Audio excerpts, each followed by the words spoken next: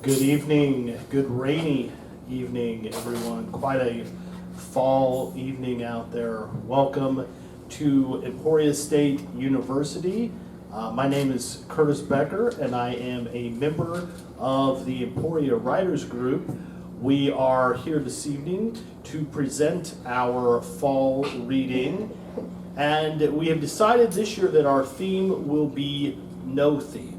So you may find some fall poems, but you may find some poems that are not fall related. So let's just get started. We have a lot of folks to read this evening, and we have sworn to keep this under an hour.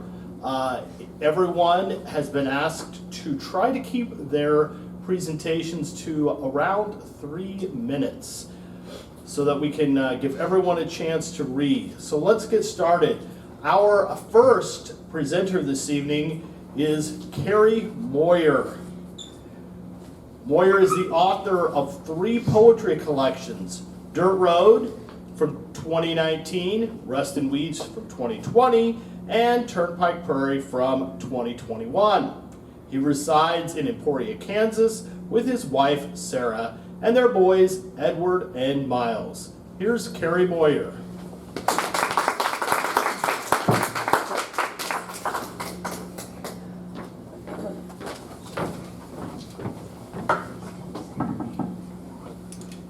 Hello.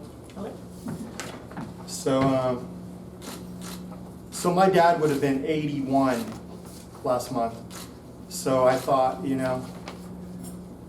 poems I've been working on for this and that, I thought I'd share a few from him. And actually, I'm leaving one off of this, going to share one that I wrote literally on the way over here about the fall. So anyway, this is called Curveball. Dad was sober, wearing ratty jean shorts. He bit the corner of his lip, rocked back, and swung the baseball toward me. It curved right, jitterbugged, my gloved hand reaching quickly to snag the pitch before it hit the ground. I gave him a nod, he gave me his crooked grin, and we were friends for 30 minutes in late July when I was 16. I wrote after my wife's sister passed. It was this moment in the kitchen, and I wrote about it. It's called Expired. My wife stands above the stove, sobs about her dead sister, gone too soon, how they can't talk when she needs.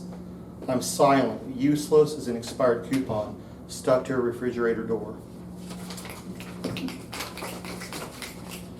This I wrote, well, because I'm a white guy, and there's privilege and all that stuff associated with that, so I wrote about it.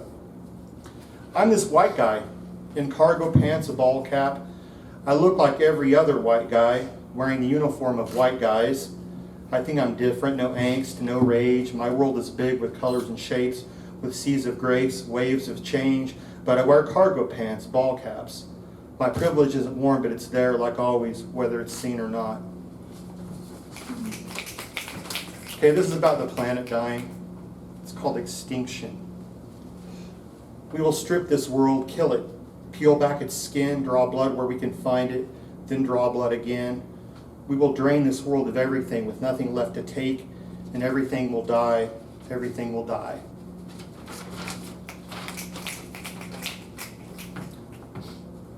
So my dad told me this story about being a kid and how he hit a kid in the head with a brick, was bullying him. And my dad's life was full of violence and things. Anyway, I wrote this about that memory that he shared with me. Throwing bricks. Father hit a bully in the head with a brick when he was a boy. He told me that Grandpa Miles watched from the porch, went inside without saying a word, and I think to myself, then in his life, Dad never really left that yard. Brick in hand, alone, enemies everywhere. This one, it's kind of fall related.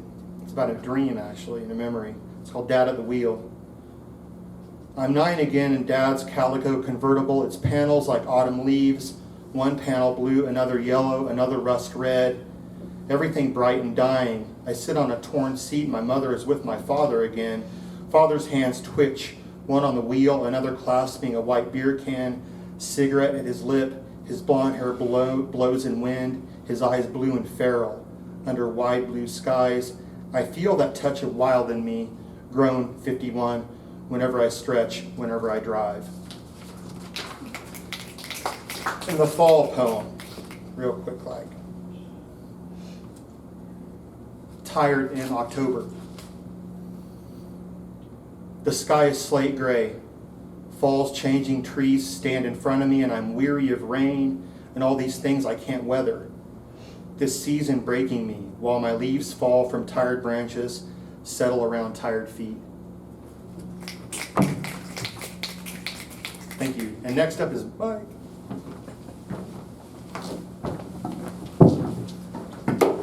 Thank you, Kerry. Mike Graves created Detective Pete Stone in memory of his grandfather. Human Shadow is the fifth mystery set in 1930s Wichita. Here's Mike Graves. Made it. That's okay, I don't need Kerry height. There we go. It's 1938 Wichita, and Pete Stone is on a case. He's investigating a case, and he gets a message to call Lieutenant McCormick at the police headquarters. I dialed the telephone on my desk. A voice barked into the receiver. McCormick. You have such a way with words, Mac. A real charmer. Don't you ever say hello? Can the Cornstone, talk to me. What are you up to? Why are you pestering the good citizens of College Hill? I'm getting complaints. You're poking your nose into the Hightower affair. What's your angle? Lieutenant Thaddeus McCormick, homicide detective. All business. I'm just doing my job, looking after the interests of my client, I said. Who's your client? A good citizen. Don't give me that. One of those good citizens called my office and complained about you. I canvassed the neighborhood, I said. Yeah, we canvassed the neighborhood too. Only when we did it, we got no complaints. You know me, Mac. Every stranger is a friend I haven't met. Yeah, and every enemy is one you have met. I don't know, I thought the poodle and I got along famously. Poodle? Oh yeah, Fifi. Lily, I said. Lily, whatever. Answer my question. What's your angle? My client wants me to find a man. One of the suspects in the Saturday night shenanigans.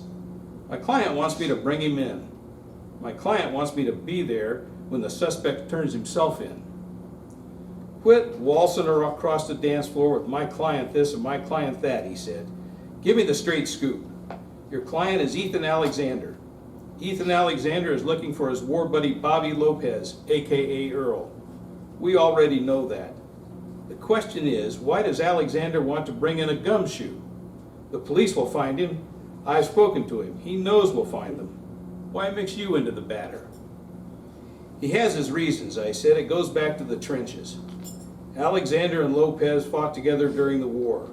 There's a bond, a code between war buddies. It's about being there for a friend. Don't roil the water, Stone. The last thing I need is muddy water. What did you find out today?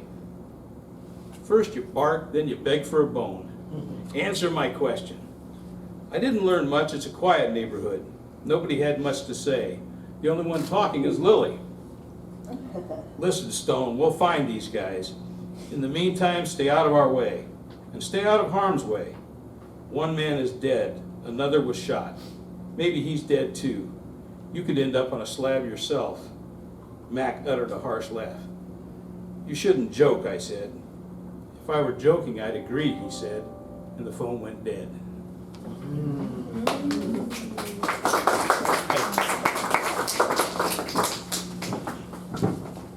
Mike Graves. Hazel Hart writes historical fiction set in 19th century America. Here's Hazel Hart.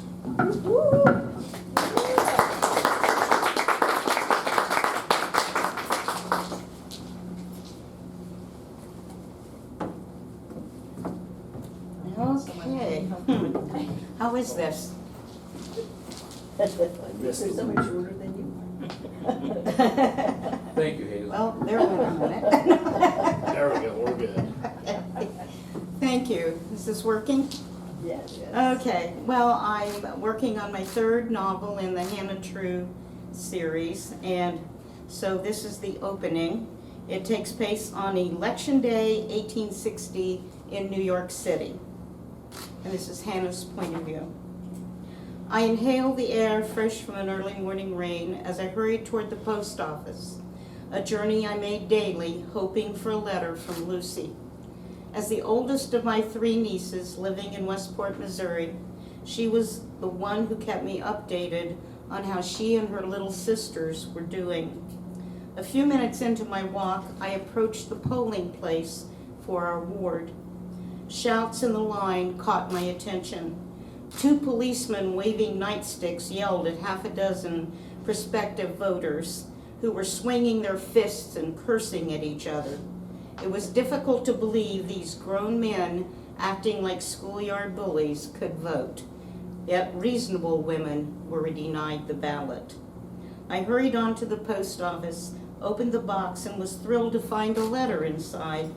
Smiling, I extracted the envelope and was puzzled by the red wax seal, an indication the message was from a man. I turned the envelope over and my heart froze. The missive was from my brother-in-law, Pastor Graham Russell. My stomach nodding with fear that something had happened to Jenny or Ella, I carried the letter to a table and braced myself for a sermon and opened it. To Miss Hannah True, this is to inform you that you and your scandalous behavior has compelled me to forbid you any further communications with your nieces. Not only did you behave like a harlot and travel across the country with a man to whom you were not married, but news reports tell me that you joined his Satanist cult. All mail from you will be returned, and you are not welcome in our home. My wife concurs with my decision. I also contacted Hiram Pierce, your niece's father, about this matter, and he approves my actions. Any attempt to contact Lucy, Ella, or Jenny Pierce will result in your arrest. Sincerely, Pastor Graham Russell. I leaned against the table, my mind whirling. I had hoped the news of my stint with the Spirit Seekers and Paul's criminal connection and arrest would not make its way from New York City to Westport, Missouri. But with the many murders and frauds involving spiritualists, the story had been sensationalized, and reporters used the telegraph to quickly send such accounts across the country. Now the goal that gave me reason for being, to make a home for my nieces, had been taken away. Graham's collaboration with Hiram Pierce ended any hope I might have had for overriding his decision.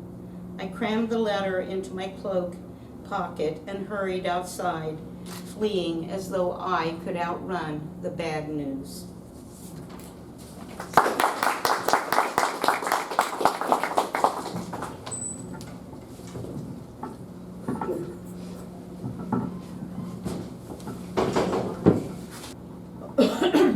Lisa Moritz is a singer, songwriter, and sometimes poet, with an MA in English from ESU, and currently works at Emporia State as an employee trainer.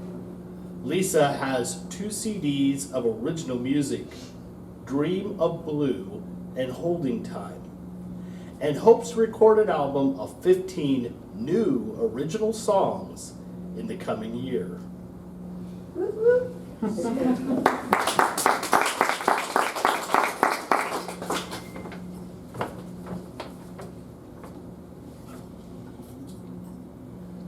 Down. Can you hear me okay? All right. So I have been working on poetry lately, and I've been using prompts to kind of get me out of my normal space of what I would do. And this is something I wrote a couple weeks ago in response to a prompt where it was a self-portrait prompt, and one of the options was to write your self-portrait as a mythological character. And so I Googled, and being a night owl, I found Selena, who is the goddess and personification of the moon.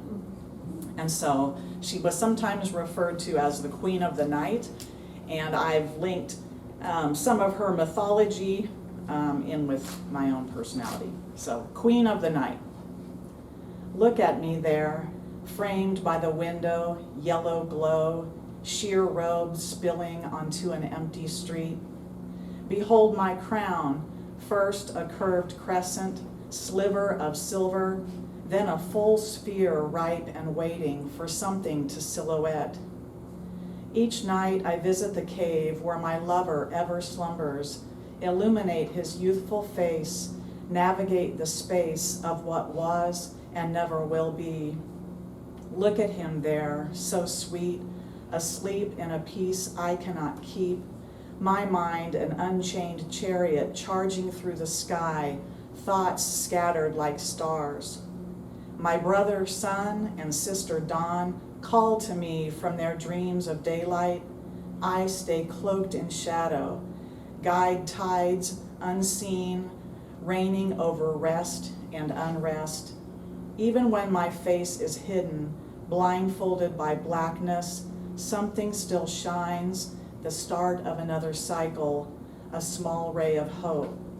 I have always been this way, awake while the world sleeps, finding my way in the dark.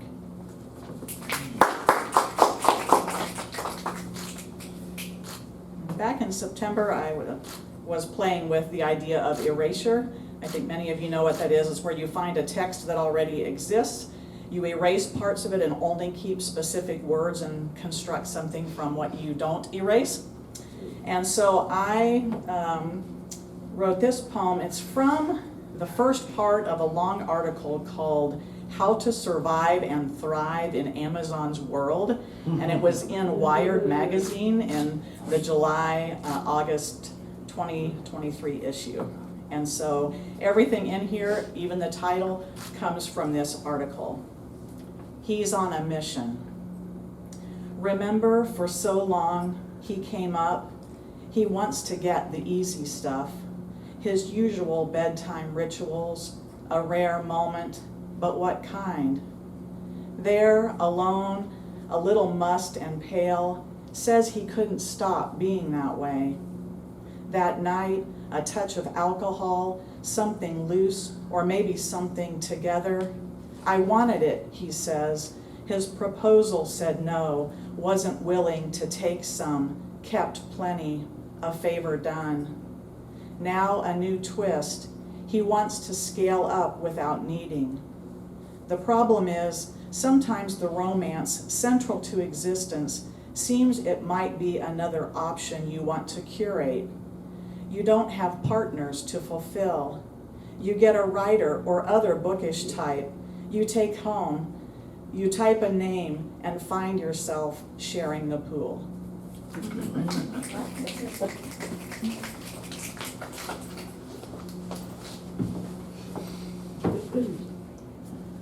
Michelle Zumbrum is a licensed therapist, crazy cat lady, avid reader, writer's groupie, and all-around weirdo.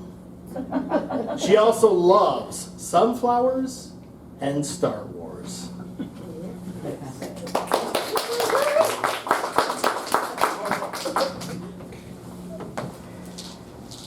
Okay, mine isn't a poem or a story or an essay. It's just kind of a random musing of something that triggered something in me a few weeks ago. So it's called The Emergency Contact Form, or How Grief Bitch Slapped Me. I sit motionless at my desk, eye focusing on the document opened on the screen. The emergency contact form for my flu immunization. My brain tries to make sense of the words, but I cannot think. I can only feel. And I feel like a 50-pound concrete brick has been dropped on my chest as I struggle to breathe and as my eyes cloud with unshed tears. This isn't hard. It's not like the time I gave birth to my second child, only 45 minutes after arriving at the hospital and without an ounce of pain relief in my system. It isn't like the time in 2004 I had to move home again after being gone for 12 years, newly divorced, 2 little toddlers in tow, to do a hard reset of my life. It isn't like the 12 years I served as a peacetime Army reservist where I had to be ready emotionally, mentally, or physically in a moment's notice to leave everything behind to serve my country. It isn't like being the oldest person in my classes during grad school in 2017, surrounded by bright, hopeful young social workers. No, it isn't hard like those things. It's harder. I'm almost 50 and I'm an orphan. My mom died 3 years ago from ovarian cancer. My dad died 3 months ago from complications related to his treatment for throat cancer. I understand that being an orphan does not make me special. It just makes me sad. My relationship with Mom, like so many daughters' relationships with their mothers, was complicated but loving. Mom soothed me when I was sick. She made the best homemade egg noodles. She always figured out who done it in the first 15 minutes of a movie or the first 3 chapters of a book. My relationship with Dad was easier, but it was not perfect. He could never sit still, and he always had to tinker with something. He knew no stranger, and he was everyone's friend. He didn't nap. He just rested his eyes. These are all the things I remember as my computer stares blankly back at me. This is the first emergency contact form I've had to fill out since becoming an orphan, and my heart clenches, knowing it's not the last one I'll have to fill out. After recovering from the bitch slap of grief, I settle on my adult children as emergency contacts. They are too young for the job, at 20 and 23, but I have to trust that they're going to have to be mature enough to handle it. Grief is the price of love, or so I tell myself. Sometimes that works, other times it's meaningless. Either way, life continues, and I can only pray that the bitch slap of grief's sting will lessen in time.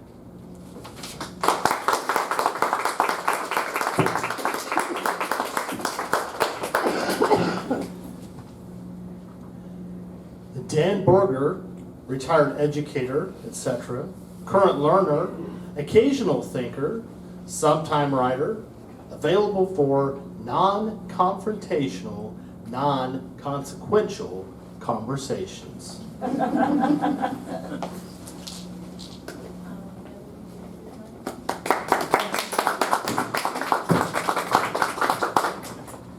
And thank you, Michelle.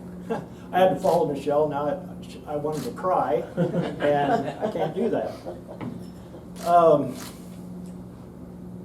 Being a new member of the writers group has stretched me to do more writing, and so the things I'm going to share are things I wrote today. We got together and wrote a little bit, and they've stretched me. I typically have thought about things for a long time and then just wrote a few lines. They've stretched me to write a little more about some memories and some stories. So the first is a short little poem, and then a remembrance from my childhood. Blessing or curse, best of times or worst, bearer of prosperity or pain, you cannot stop the rain.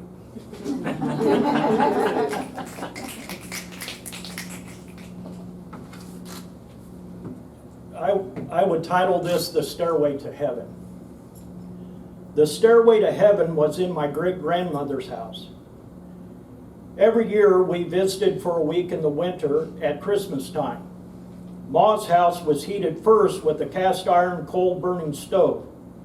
As I grew, the heating system transitioned to a natural gas stove positioned between the kitchen and dining room areas. The upstairs consisted of a large bedroom, an open landing, and a summer porch. These rooms were accessed by a narrow stairway off the dining room. The upstairs was not heated. In fact, Ma hung a heavy curtain at the bottom of the stairs to prevent heat from escaping the lower living area. It was cold, but heaven was on the landing at the top of the stairway. After long hours playing outdoors with annual friends, after dinner with family, my cousin and I were assigned to sleep on the landing at the top of the stairs in heaven. We would ascend the stairway, quickly shed our play clothes, and dive beneath layered homemade quilts into the billowing slumberland of saints. As we sank, encased in softness, we could hear but not see each other. Secrets were quietly shared until we drifted off into a deep cocoon sleep. In the morning, as instructed by Ma, we beat heaven back into shape with a metal hoop, straightened the quilts, and cascaded down the stairs to breakfast.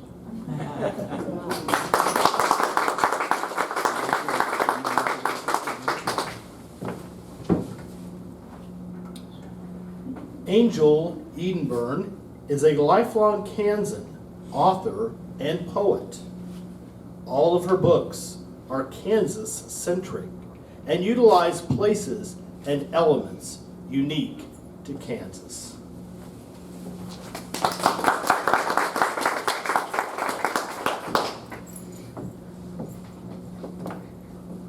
Well, I've got some old and I've got some new.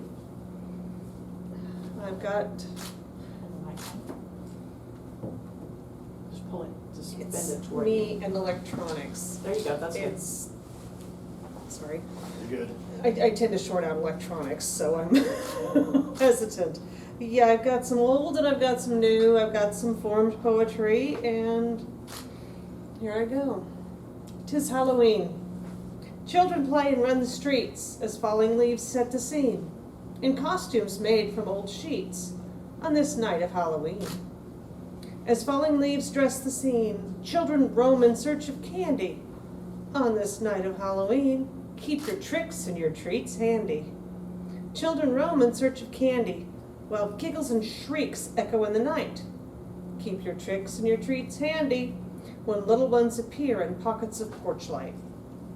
When giggles and shrieks echo through the night, ghosts, ghouls, and superheroes roam, and little ones appear in pockets of porch light, later to return safely home. Ghouls, ghosts, and superheroes roam, out past their time to sleep, later returning safely home, and into soft beds children creep. Up past the time to sleep, as wraiths rise from an earthly tomb, and into the dreams they creep, passing through the glowing gloom. When wraiths rise from the earthly tomb, with banshee screams and gargoyle moans, pass through the glowing gloom, to gather in the catacombs. Falling leaves set the scene, when monsters dance and children scream. On this night of Halloween, 'tis but a living dream.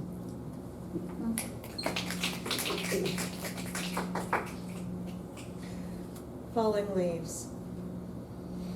We watch the ginger rust and honey leaves fall, and snuggle into our warm nest. As snow arrives at winter's call, we watch the ginger rust and honeyed leaves fall. Wood smoke moves across the sky at a crawl, while we taste the cider's spice and sweetness. We watch the ginger, rust, and honeyed leaves fall, and snuggle into our warm nest.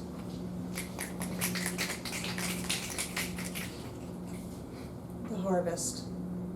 With the bounty of the season's harvest, autumn announces summer's downfall. All settle in for a quiet winter's rest with the bounty of the season's harvest. When the crisp apples are in the press, we watch the unadorned trees stand tall. With the bounty of the season's harvest, autumn announces summer's downfall.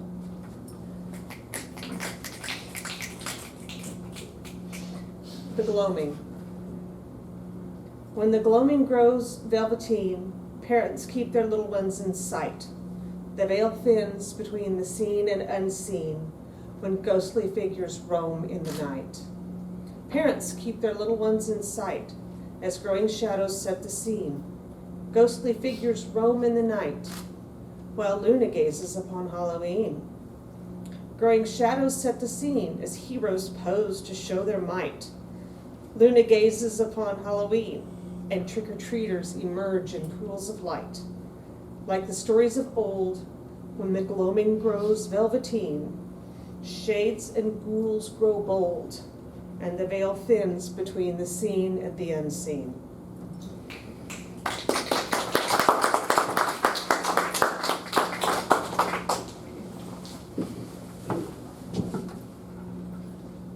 Deb Irsik published her YA book series, Heroes by Design, in 2020 and 2021. She has published essays in area publications, and Animacara Press will publish her poetry collection, Sunshine in the Weeds, in the spring of 2024.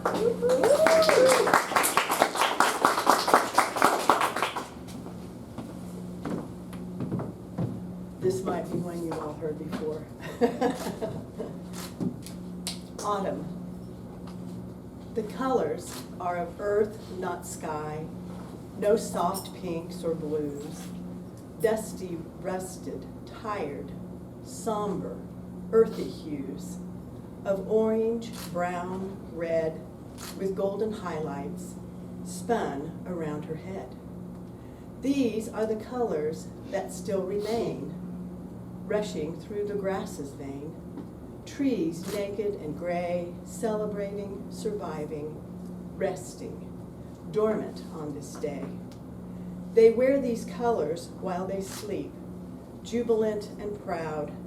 Their parade will keep until the bloom of spring, when all awake to hear the robins sing. The second one is not about fall, it's about writing.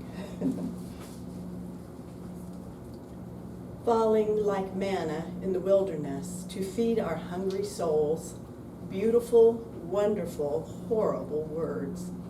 We can choose what we do with this gift of words, share it with the world, weaving tales of fantasy and adventure, outlandish, frightening, or romantic. Store them in journals for posterity, for future generations to find. We and they discover our deepest secrets from the corners and crevices of our hearts and minds. Tucked between the pages, our words teach, encourage, lift burdened hearts, and make others aware of the beauty and ugliness that surrounds us. Pondered, rejected, enjoyed, and embraced, our words change the world. And this one is ABC poem that I wrote for Halloween. I hope I have all the alphabet. After I got done, I thought I can go back and check that. Abundance of pumpkins, black cats and more, creatures of the dark, Dracula and dragons, emerge from imaginations, finding footing in reality. Gargoyles and giants, whores and hounds, inky black-eyed ghouls, jumping out to frighten kids parading from house to house.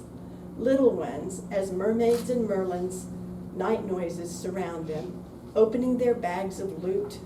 Princesses and pirates query, trick or treat, reaching into sugary bounties, searching for favored treats. Tomorrow will bring bellyaches, upset mothers will groan. What they eat and where they go. That's not it. Oh, upset mothers will groan, vow to limit what they eat and where they go. X-rays assure they will survive. Zombies will come next year.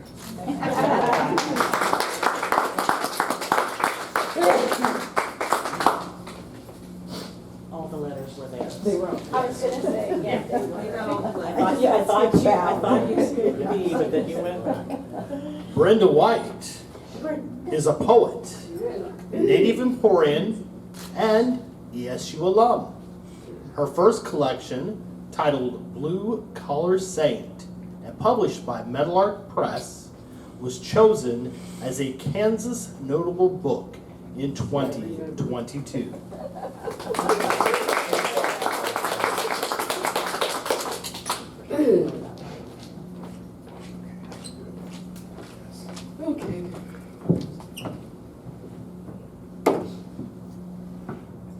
you can hear me through this mask. I've caught a cold, and it's not COVID, I'll assure you all.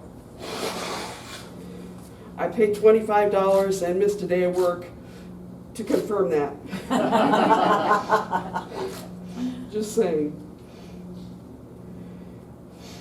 Okay, the first poem I'm going to read came from a prompt that Curtis gave us once at Writers Group, where he asked us to describe a Halloween costume that we would wear. And the first thing that came to my mind was dressing as one of the lady players in Gary Larson's Far Side cartoons. And so they were always Arlene and Sylvia and Doris. And so hence Far Side love at World's End.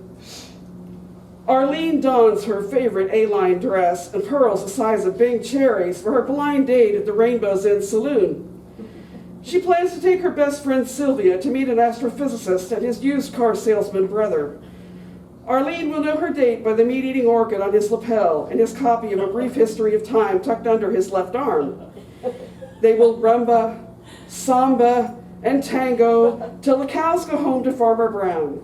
And they will mistake the stars in their eyes for love everlasting, neither recognizing reflective glints of a mushroom cloud blooming in the dawn.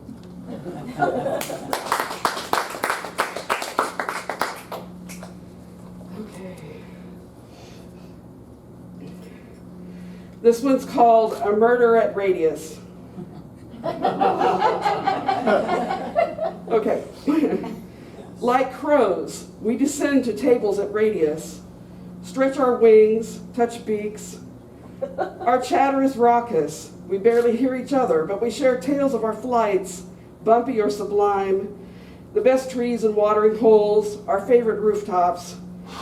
On the luckiest nights, we drop gifts on the table, shiny pebbles, poems or prose, bits and fancies scrawled on paper like prisms or bells, buttons, new pennies, an odd-shaped stone.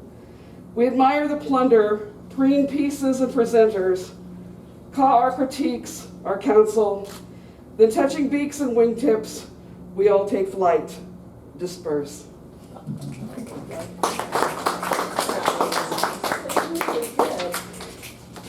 Okay, this is an oldie, I've read it before, but it's still a goodie.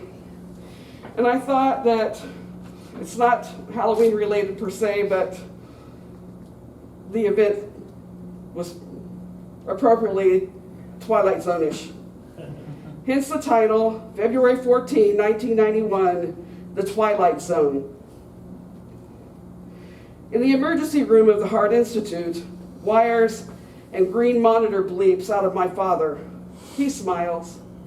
IVs, electrodes, and monitors. He looks like a bomb we must handle with care. So we smile too, my mother, sister, and I, but we're careful not to breathe.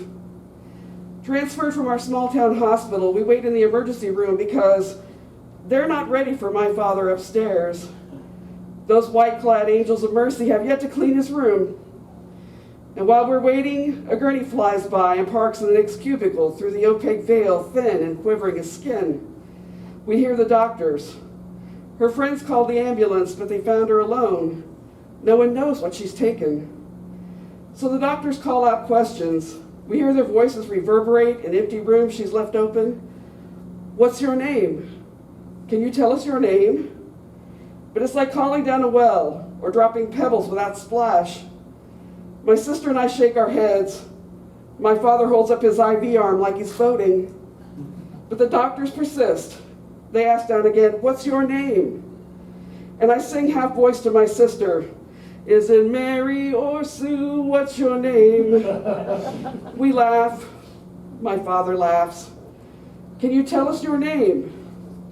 And she shouts from Saturn on speed 78.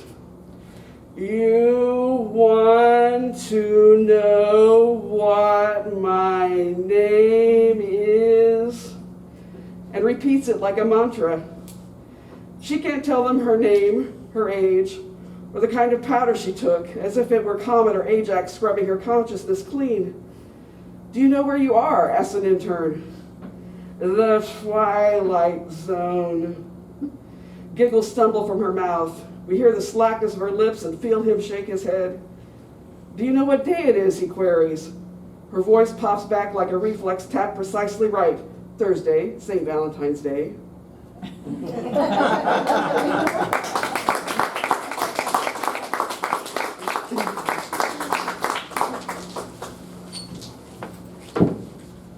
Lindsey Bartlett teaches composition and literature at Emporia State University. Her work has appeared in journals such as Flint Hills Review and 105 Meadowlark Reader. Recently, her essay, Reframing My Rural Past, was nominated for Best of the Net.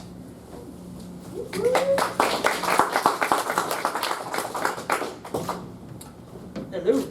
So I'm going to read some poems from my new chapbook that hopefully there will be copies of soon. It's called Between Belonging and Brokenness. I always want to change brokenness and belonging around, so it could change by the day. Anyway, so hopefully this will be available soon. Curtis is my wingman and he's working with me on it. So I haven't really any plan, but I figured I would read Weekends in the Fall first. So Weekends in the Fall. Weekends in the fall are fleeting. Like spirits, they flicker brightly for a moment before burning out, disappearing into darkness as we continue moving towards the light.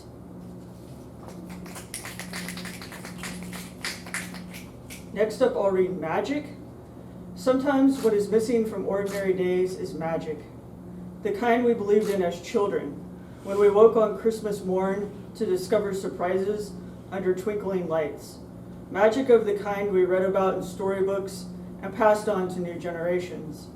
The kind of magic that stops you as you drive home on your commute and for once take notice of the sunset, the colors that bleed and stretch to end another day. The kind of magic that dances across the landscape unmarred by human occupation. Magic is what we miss in ordinary days, and all of us could benefit from a hint of everyday magic. And then I'm going to read one I've never shared before, and it's not my usual fare, and you'll see why in a little bit. It's called High School Sins. During 4 years of high school, I got used to the nonsensical rules, the pointless ego-stroking hierarchy of who eats lunch first or picks flip folders out of a cardboard box during band class, so that all that remained for freshmen were the broken bits of liars. The assemblies were the worst. Each speaker more vapid, more preachy than the last. Another morality lesson that could have been better spent on anything even remotely resembling learning. Instead, we are separated by gender, us girls asked to sit on the hard gym floor and sing a song about our virtue, as if spelling this word in a childlike sing-along would change us, stop us from supposedly ruining ourselves. Treading a fine line between being a religious lesson in a secular public school, I wish some parent would have complained, so the assemblies would have ended there. But no, I was made to suffer, sitting cross-legged on the gym floor, unaware that I went to high school to atone for the sins of my classmates. And I'll read one more. This is called Water on the Floor. Sometimes your kitchen sink leaks water all over the floor, and you mop it up with old towels. The landlord bangs on the pipes with a hammer, says, "We might have to call the cops about the eviction next door." You nod, heavy pit in your stomach. When you think of the little girl, 4 years old, who lives there, where will they call home? After too many second chances, we've reached an impasse, he says. Put sealant around the drain with calloused fingers. It isn't your fight, but as with the water on the floor, you are left to clean up, carry on with an invisible burden you didn't ask for. The burden of empathy is sometimes far weightier than wet towels and busted water pipes. Thank you.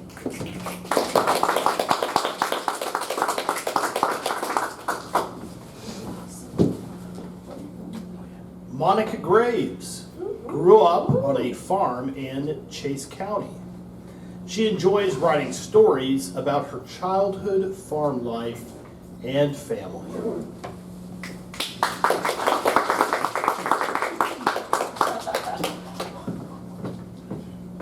Actually, I want to leave something to my children and their children, and I thought words is the best way to do that, and they are good readers. So This is called the Tom Yard. One of our neighbors, Annie Baker, was about this tall, and she had a large farm of turkeys. So this is my memory from that turkey yard. I was 5, maybe 6, the first time I experienced it. A sea of white with bobbing eyes of red, necks straining this way and that way waiting to be fed. The cacophony of their throaty calls, a different kind of music upon my ears. She carried a bucket almost as big as me, dragging and pulling to the gated fence. "Open that for me," she yelled. "Hurry in!" I pushed up the porch closure and threw open the chicken wire gate.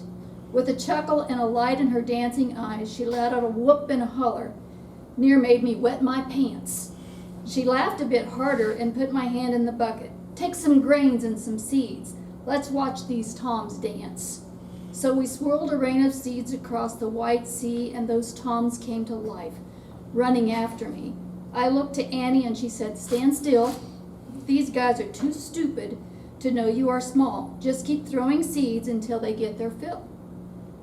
The toms scratched and flopped and flicked their wings and gawked, waiting for the next shower of seed pellets to hit the ground. Red eyes and wobbly chin skin, they were the sight, those toms. I asked Annie, "Why do you have so many?" "On your small farm, we had one rooster for one flock of hens." "Oh, well, it won't be long before these toms leave this pen. It's getting on toward fall, and you won't see these guys again." I gave her a puzzled look and she said in a whisper, "Thanksgiving." And a wink. "The bucket's empty. Let's go get a drink."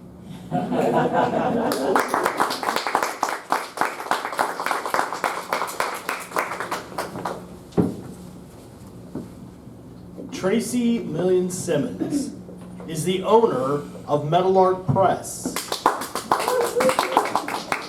home of the Birdie Poetry Prize, and publisher of 105 Metal Arc Reader, a Kansas journal of creative nonfiction.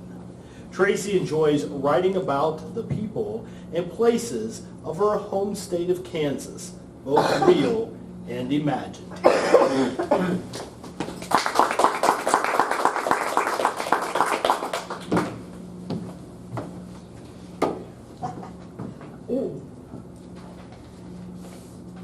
Good. I am going to read for you a Halloween story.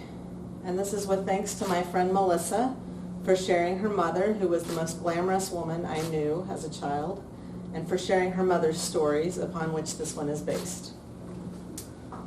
Carol did not intend to leave the porch light on. In fact, she distinctly remembered reaching for the switch, dropping her hand at the last minute with the hope of a visitor, her daughter perhaps, or the neighbor across the way. Carol scooped dollops of tuna salad on romaine lettuce leaves. She kicked off her nude pumps, tucked her legs beneath her, and settled into the corner of her floofy white couch, the salad plate balanced on her palm until, ding-dong, Carol unfolded herself, standing so quickly she had to rescue her dinner from falling off the plate. She crept to the door and pulled it open just a crack. "Who's there?"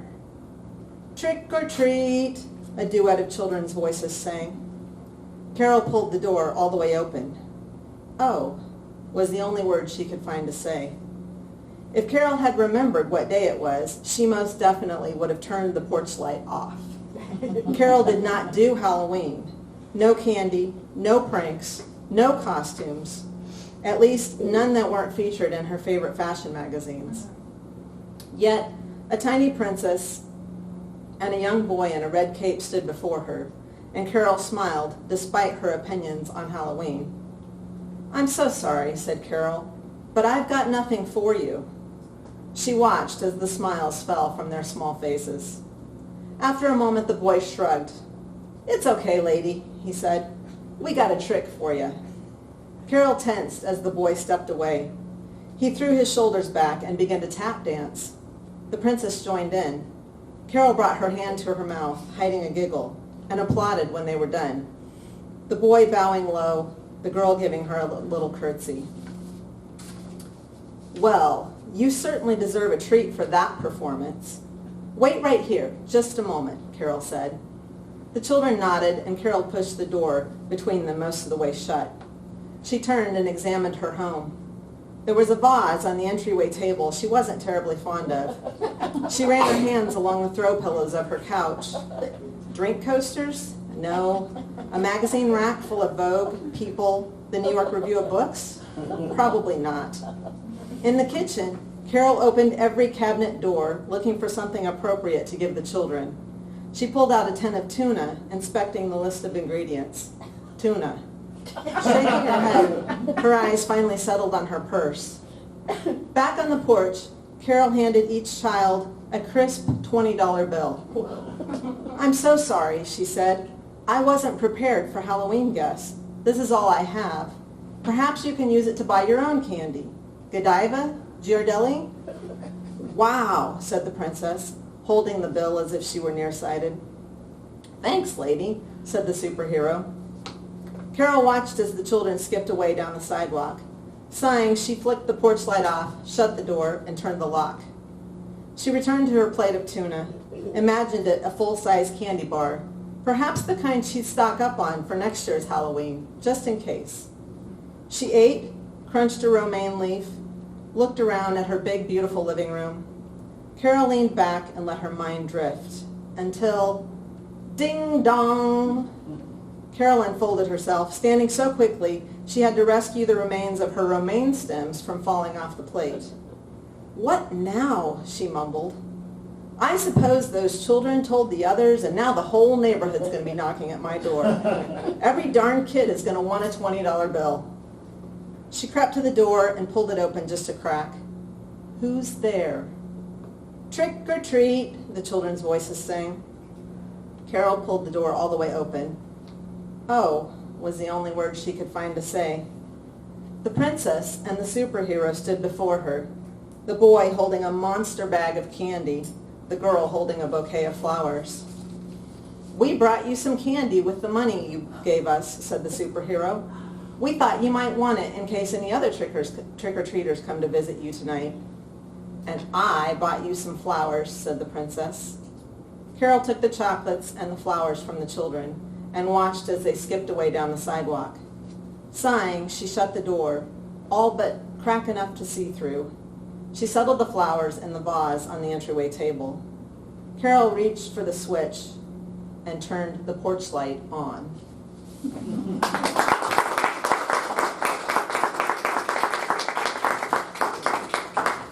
And now I get the pleasure of introducing Topeka-based writer and teacher Curtis Becker helps guide the next generation of wordsmiths at his alma mater, Emporia State University. His work has been included in ESU Spotlight, 105 Medlark Reader, and Kansas English, the journal of the Kansas Association of Teachers of English. Becker's latest book, a chapbook, Greetings from Topeka, was released this past summer.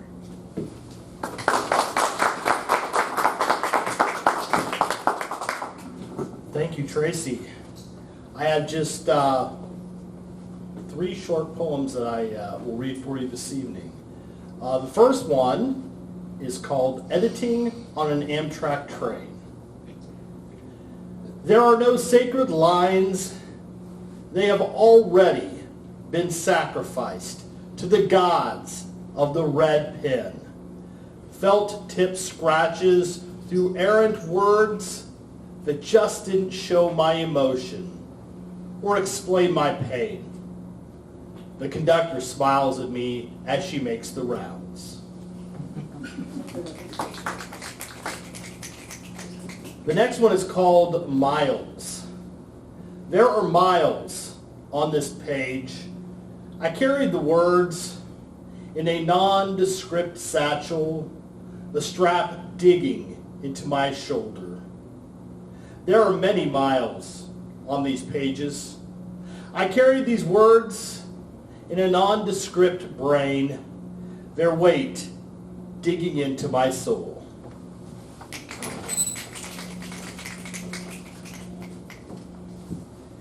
And the last one is called Bathroom Talk. How did we use the bathroom? before TVs, were mounted on walls, above urinals, and cell phones played TikToks from the back stall.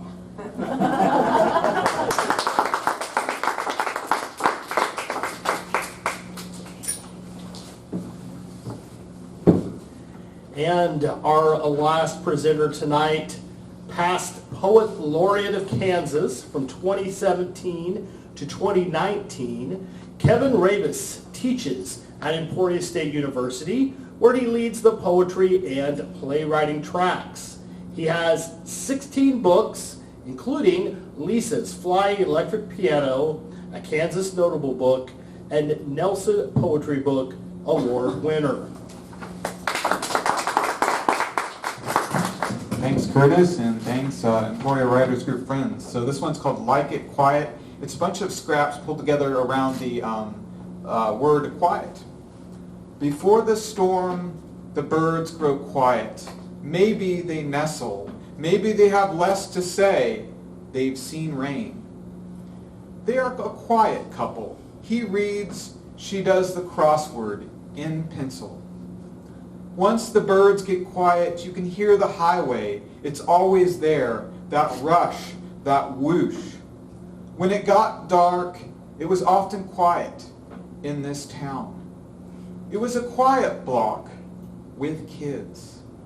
He had not given in. He'd grown quiet, separate, like tuned to some other station, his antennae still out and up.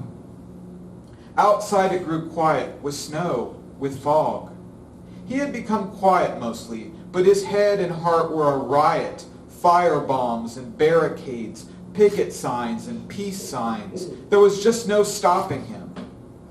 I live a quiet life until I lug drums. Be quiet and still. The rabbit has that habit and knows. When it gets quiet, learn to be just as silent. They like to talk. He liked it quiet. He was quieter now, a little bit older, and that was another life, a life on fire. He would write into it until it grew quiet and dark. That's how. Without him, it was quiet, their son. It was nice when it was quiet. She read on the couch. He sat at the kitchen table and wrote. He liked it quiet. So did she. There they are.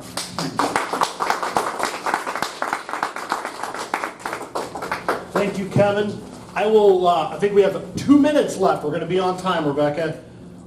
For any of you who are here or who are watching, if you are not a member of the Emporia Writers Group, but you say to yourself, wow, I would like to do something like that, that would be a really easy thing to remedy. We have no dues. We just get together, we write. Some members are published, some members are not.